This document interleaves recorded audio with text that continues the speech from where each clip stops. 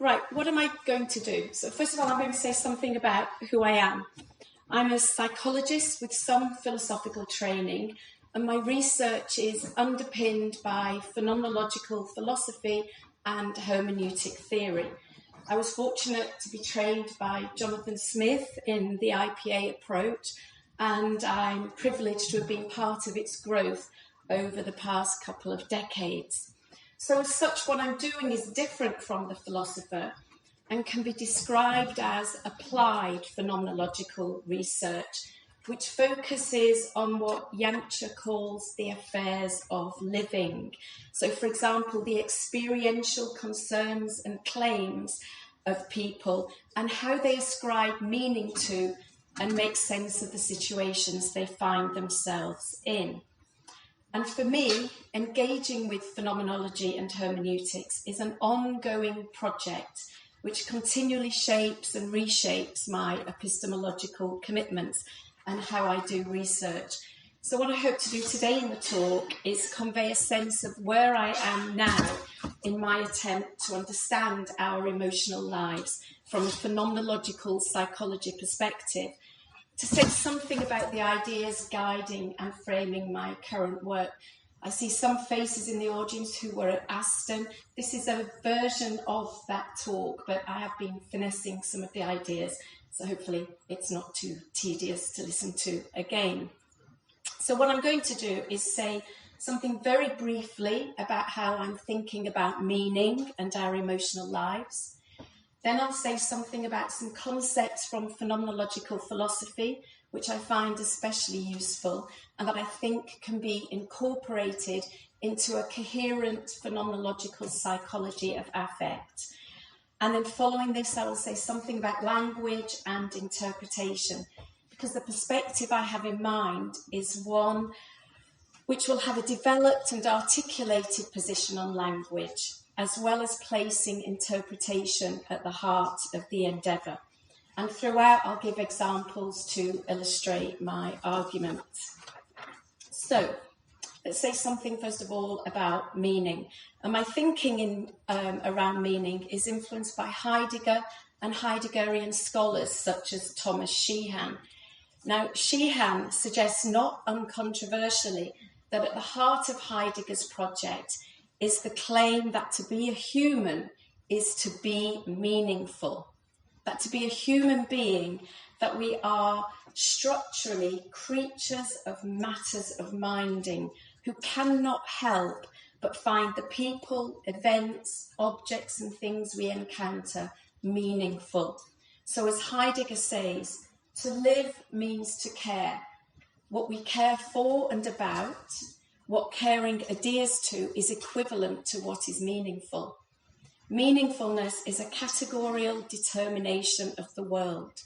The objects of a world, worldly or worldsome objects, are lived inasmuch as they embody the character of meaningfulness. So I think what that means is that meaning is both within us and in the world. And meaning is always a contextualizing world of meaningfulness. Heidegger illustrates this contextual intertwining with an example of the lectern that he uses in the classroom. So he says, in the experience of seeing the lectern, something is given to me from out of the first hand world around me. This lived world, teacher's lectern, book, blackboard, notebook, fountain pen, beadle, student, fraternity, streetcar, automobile, and so on, does not consist of mere things, objects, which are then conceived of as meaning this or that. Rather, what is primary and what is immediately given to me, without some mental detour through a conceptual grasp of the thing, is something meaningful. When we live in the first-hand world around us, everything comes at us loaded with meaning, all over the place and all the time.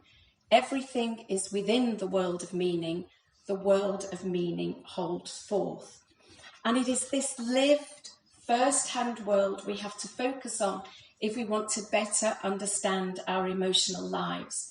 Now, for a room full of people whose central focus is a concern with meaning, this comes as no surprise. But for others, the need to even acknowledge an experienced world is completely unnecessary. And this is an example from a recent book on the neuroscience of emotion. Emotions are fundamentally biological phenomena. Therefore, they need to be understood in biological terms. Our proposal is that answering what emotions are about requires descriptions of their biological function. Emotions can be studied without needing to study subjective feelings. A science of emotion can therefore proceed without needing to tackle theories of consciousness. That's a bold claim, which I think completely ignores the fact that all science presupposes a taken for granted experiential world. So as meaning researchers, we have much to contribute alongside the neurosciences. So I'm now going to sketch out what one such possible contribution to understanding our emotional lives might look like. Okay, so I think I'm going to talk about Dasein, Befindlichkeit and Stimmungen. Now, I think many of us will be familiar with the notion of Dasein, the translation of which is their being, but is often reformulated as being in the world. And that's to reflect phenomenology's claim that person and world are mutually constitutive. So more straightforwardly, Dasein is human existence or human being. And as such, we can ask what sort of being we are. And we are embodied, situated, finite and agentic beings. And a phrase that I'm currently in love with from Andrew Inkpen is that we are bearers of understanding of the world. Now, for Heidegger, Dasein is made up of 4 ontological structures of existence, and the 2 that we're interested in here are Befindlichkeit and Wirstehen. So the literal meaning of Befindlichkeit is how one finds oneselfness, and it relates to that everyday expression, how do you find yourself? This is in contrast to asking, how are you? Which implies the question is asking about a state of mind, whereas how do you find yourself is a worldy question. It asks about how you are situated or disposed in your everyday involvements in the world. Like the slang question, where are you coming from? It is about your pre-reflective, pre-cognitive orientation or set at the moment, how things have gone up to this point in making your day. So in other words, all Befindlichkeit is disclosure, and disclosure is contact and openness to the world, how we find ourselves in the world in ways which matter to us. Now, Befindlichkeit shows up ontically as Stimmungen, which is most often translated as moods or attunements. And as Dasein, we are always in some mood, where even indifference is considered to be a mood. Now, as a phenomenological psychologist, my concern is with Stimmungen, because we are interested in what we can learn about the matters and concerns of people's lives, those various and specific ways in which human existence is revealed to us. So what I'm suggesting is that meaning comes from mood, because moods disclose the world to us. So, for example, moods disclose Dasein's thrownness into its there, its situatedness. And this there is our existence in an already existing world of history, culture, language, and discourse. Moods disclose being in the world as a whole, and this is a holistic disclosure. Our moods are both the result of the lived situations we find ourselves in, as well as ways of disclosing our existence. As Freeman says, there are no experiences without moods, and no moods without experiences. And third, moods disclose how as Dasein, what we encounter matters to us. And when things matter to us, it means that we have been affected in some way. So in sum, I'm suggesting that we are always mooded, and our moods give life and expression to the situations we find ourselves in, revealing and disclosing their significance for us and eliciting responses and action. So Robert Frost's poem, The Tuft of Flowers, captures this sense of disclosure wonderfully. And I wish I could take credit for this, but I can't. I've taken it from Matthew King's book on Heidegger and happiness. But the poem starts out with the narrator turning over grass in a newly mown field. And at the outset, the unknown mower is present to the narrator, but only in a limited sense by his absence and the freshly mown grass.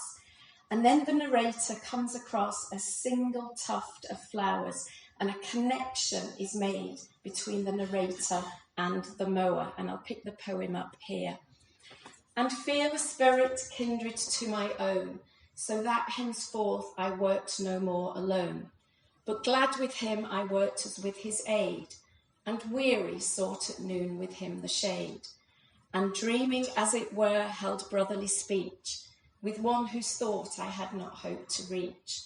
Men work together, I told him from the heart, whether they work together or apart. So lovely. So the mower had become present to the narrator because the tuft of flowers isn't an inert signifier, but rather, as Frost says, it's a message from the dawn disclosing the being of the mower. The tuft of flowers affects the narrator's relationship to the mower, shifting the mood so that he no longer feels he's working alone. Now, Stollerow suggests that Heidegger's imaginative use of Stimmungen encompass the entire gamut of what we typically intend by emotions, moods, feelings, and so on, which can be captured in the phrase disclosive affectivity. And I've been thinking currently that this could become a foundational concept for a developing phenomenological psychology of affect. And recently, Tony Wilson suggested to me that affective horizons of meaning might be a better term. So that is also something that I'm playing with at the moment. But either way, ideas like these are useful because we can use them to orient ourselves towards the experience to be understood by putting to one side ideas about what is being experienced and shifting the focus to how. When a person finds themselves in a particular situation, its mood is disclosed, revealing or sustaining something about that situation for the person. In other words, our affectivity discloses the meaningfulness of the multitude of ways we find ourselves in the world. And it's through the powerful tool of language that we achieve this, because language has the power to make things manifest. So now I'm going to turn and say a little bit about language now. And language, I'm suggesting, is part of that broader phenomenon of disclosure. And it has been described by Inkpen as language in the world. Now, on this reading, language is a form of practical engagement or speaking activity from out of which we speak in order to express how we find ourselves in a meaningful world.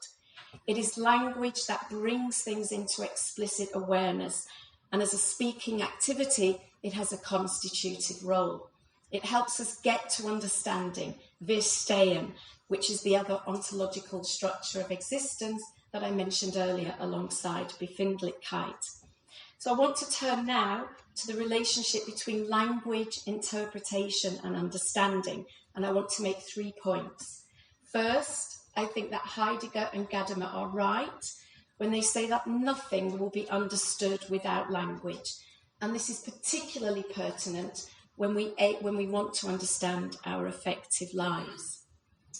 As Caputo points out, Gadamer and Heidegger are not denying that affectivity is pre-linguistic. They are just saying that when affectivity wants to be understood, when our implicit pre-reflective life wants to become explicit and reflective, this will take place in language. And as we've just seen, it takes its deepest and richest form in world creative, world-disclosive language events like poetry, which resonate with the pre-objectified, preconceptual, and even pre-linguistic world we inhabit. Second, I think that interpretation is inevitable because I believe that A, humans are fundamentally self-interpreting beings, and B, the lived situations we aim to understand and make sense of are meaningful phenomena. As Guignon says, the hermeneutic approach starts from the recognition that human phenomena are always meaning-laden. Because humans and what they do are inherently meaningful, any attempt to understand such phenomena must grasp the meanings inhabiting what presents itself in experience. The approach also holds that the meaning of human creations is always accessible to us because we ourselves are meaning-endowing beings who are part of a shared life world, a world suffused with meanings that emerged over the ages and have become part of the inheritance of us all. Or, as Sheehan says more pithily, and to paraphrase, we cannot step outside our pan-hermeneutical skin. Third, as Moule says, hermeneutics is about an attentiveness to language, that hermeneutics peers behind language and ventures into the contextual world of a word, generating ever more horizons and possibilities of meaning. Now, one way of being attentive to language is to focus on metaphors, images, and the persistent use of a word in a specific context, all of which help us as researchers open up our participants' worlds. So 3 examples. The first is from Robin's study on joy, where a participant talked about the importance of the colour green in her experience. And she says, the green was important to me at the end, because of being like Verdance-like, nutritious, life-giving kind of thing. Now, as Robin's comments, it would be rather silly to understand green as a literal quality of joy, but the metaphorical meaning of green speaks to how joy is experienced as nurturing, life-sustaining and affirming. Describing the green as like Verdance portrays the world as lush and fertile with possibilities. The second example is of how the persistent use of a particular word can be mined for possible meanings. And this is from a study of mine looking at the experience of living with Parkinson's disease. And in the interview, Barbara uses the word grip and drag multiple times to convey how, in a very tangible sense, she experiences her body as recalcitrant. Now, at the start of our conversation, she has difficulty signing the consent form, saying, the hands aren't very good today. Unfortunately, the grip's not there today. She goes on to describe how this weakening grip made her feel when she was still working. I was getting slower and slower with my hands, and I realised I wasn't packing properly. I couldn't grip things properly and carry a tray properly. I felt vulnerable. Parkinson's disease limits Barbara's ability to carry out everyday taken for granted activities, literally loosening her grip on them. Prior to diagnosis, she felt that she was not only losing her physical grip on things, but also psychologically, because she did not understand what was happening to her, although she knew there was something wrong. And she says, I thought I was going nuts. I really did think I was beginning to lose my grip because I was crying. Well, I wasn't crying. I would get up in the morning and go make a cup of tea, and my eyes would start to cry. I didn't feel unhappy, sad, or upset in any way, but my face would cry. I'd just be standing there having a cup of tea and start to cry. And I thought, this is mad. I'm losing my grip. Now, Barbara's crying is probably a non-motor ocular abnormality of the disease. But what is of interest here is her palpable sense that she was going mad, not only losing her physical grip, but also her grip on reality, which disappeared on diagnosis. So you said it was almost a relief. Oh yes, to know there was something wrong with me, that I wasn't going loopy, that I was losing my grip.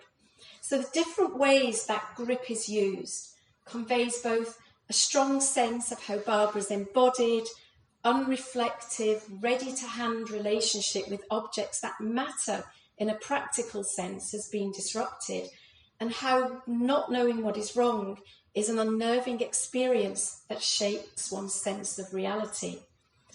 Now, elsewhere in the interview, she talked about being a drag and being like a tortoise, conveying a strong sense of her movement as slow and laborious and a body experienced as cumbersome.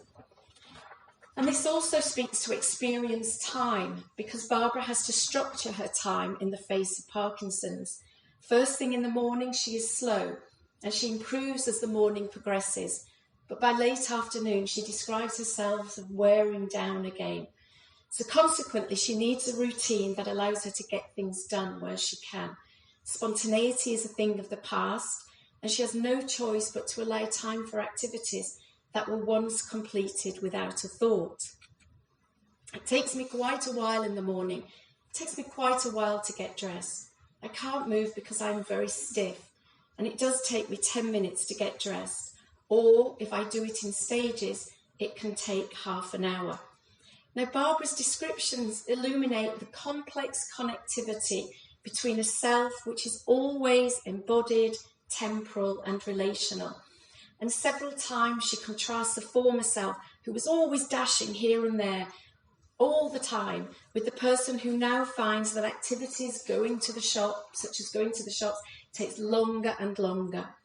And not only is this slowing down frustrating for Barbara, she is acutely aware of its effect on other people. The frustration is bad enough for me. It must be horrendous for Peter, because he's much quicker and on the ball than I ever was. And he has to kind of drag me along. Trying to drag me along like a tortoise is a bit galling. Now, there are at least two meanings for Barbara's use of the word drag. First, Barbara experiences her slow body as something to be dragged along, making these mundane tasks arduous and time-consuming. And second, she is a drag in that she feels like a drag for her family and friends. And because of this, she talks of how she limits going out with them. I was always out with my friends, you know, all those kinds of things, visiting garden centres, garden shows, and all those things have been very much curtailed because I'll slow them down. And although they're quite happy for me to go with them, I know that I'm going to be a drag on them. So being a drag means being a burden. And Barbara makes this connection explicitly when talking of how she has started to defer responsibility to her children. I think there comes a time when you need to do that anyway. You need to let the children, well, they're not children anymore. You need to step back. It's their turn to take on some of the responsibilities and that kind of thing. So I don't feel bad about it. I just hope that I'm not becoming a burden. You know, I'm not becoming somebody who's becoming a drag. Etymologically, a burden is a weight or duty to be borne, and speaks to how living with Parkinson's can distort one's roles and relationships, giving rise to feelings of a one-sided dependency and a desire to avoid or withdraw from people, leading to social isolation. Now, the third example is from Jonathan Smith and John Rhodes' work on depression, and it's a beautiful example of how attending closely to the images participants draw on to express their experiences leads to a rich interpretative engagement. So one of their participants, Sally, is talking about how she feels about the loss of her son, who is in prison.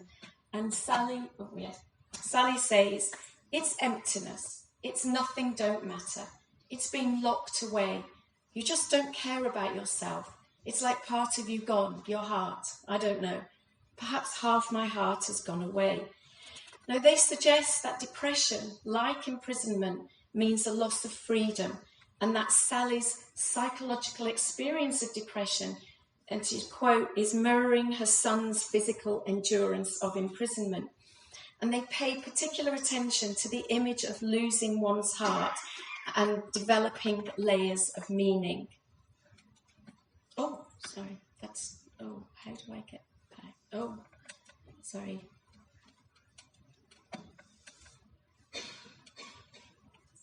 So these are the layers of meaning that they develop in the paper. Literally losing her heart would mean losing a vital physical organ. So this depression is like not being alive. At a symbolic level, it points to her having lost an affective base, a joie de vivre, because she no longer has the heart for life. But the metaphor also directly speaks to the relational component in her depression, reminding us of a previous heart being given away, representing her love for her son. Finally, the anguish of what has happened is captured in the final sentence.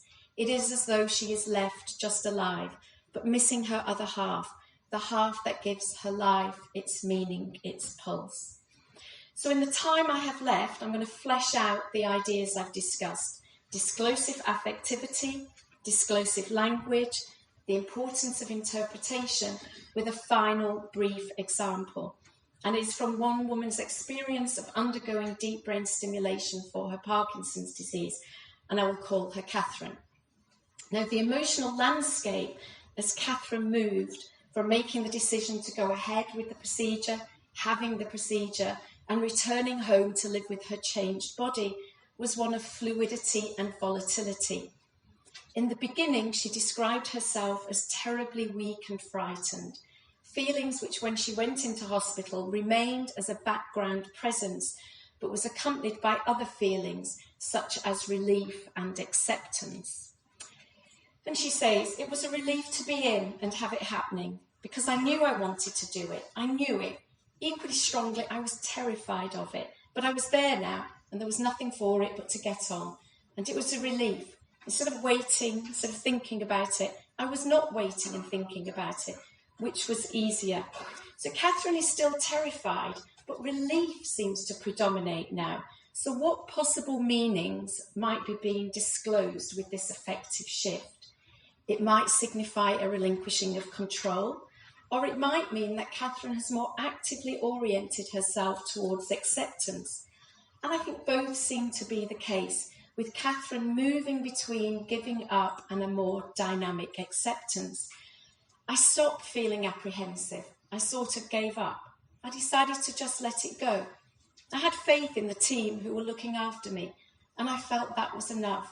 And I wasn't likely to die, though I might, and I sort of came to terms with that. Yet relief and acceptance and fear is only part of the story. Catherine also described the procedure as being unreal and exciting. It was definitely quite exciting, and they seemed to know what they were doing, and it was quite a relief to be taken over. I felt like I was being challenged in some way, and I must rise to it, and that was quite exciting. It was quite invigorating after all the waiting. I'd been sitting thinking about it, and suddenly there it was, large as life, and actually frankly terrifying, but also exhilarating. So feelings of exhilaration, invigoration, and rising to the challenge seemed to support that Catherine had actively taken a more positive orientation towards the surgery. Post-procedure, Catherine's emotional landscape changed again and was coloured with feelings of failure, disappointment, and anger.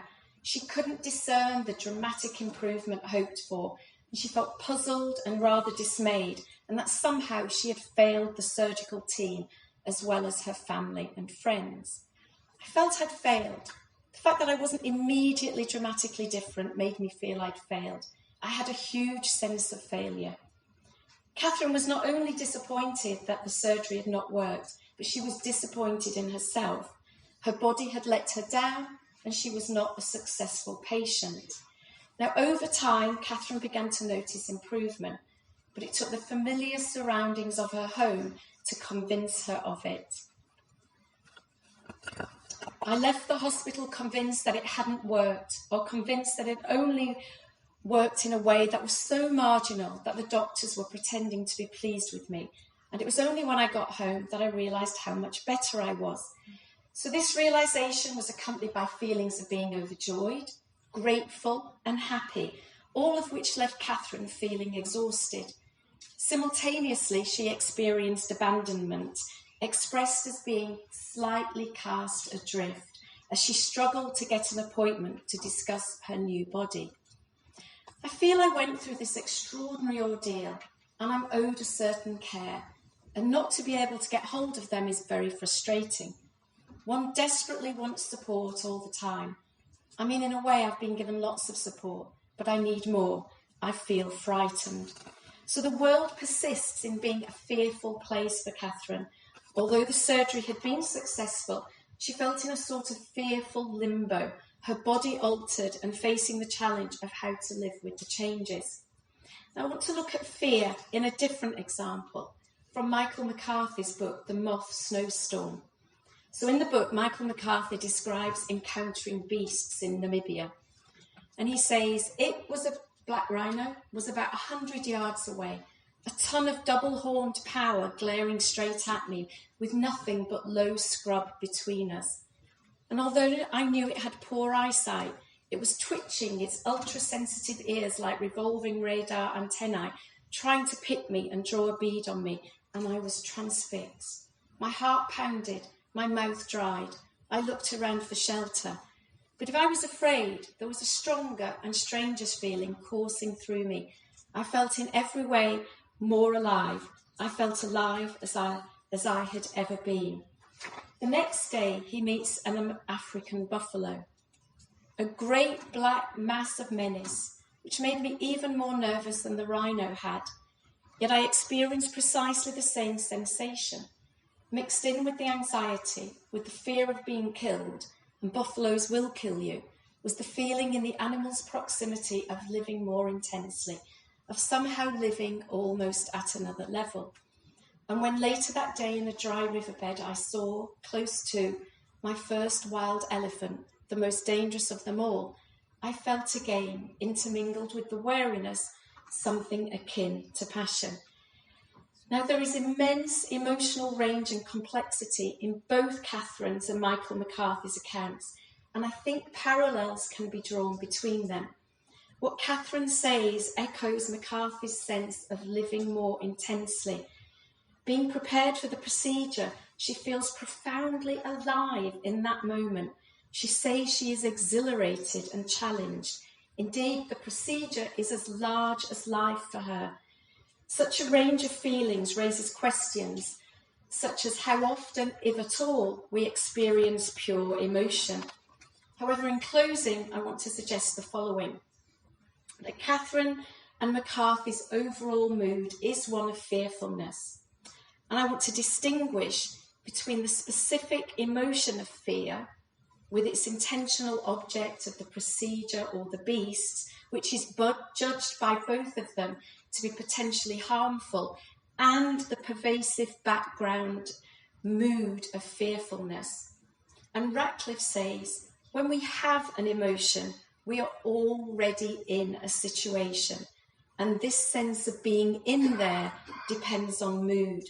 Both of them not only have fear, but they are in fear, a mood which is not simply concerned with the object, but is something more omnipresent and fundamental, what Ricoeur describes as a terrifying presence, because it confronts them with the possibility of death and the fragility of their existence.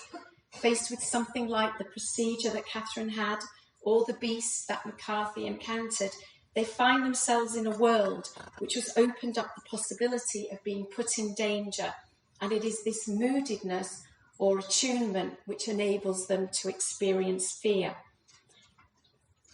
From this perspective, it is moods more often than emotions which enable us to experience the world as meaningful and for things to matter for us. Moods are part of a background structure of intentionality, and they provide a space of possibilities for having intentionally directed emotions. As Heidegger says, being frightened of something presupposes our awareness of different kinds of possibilities and concerns. Different possibilities of being emerge in fearing, and here being means meaning. Thank you.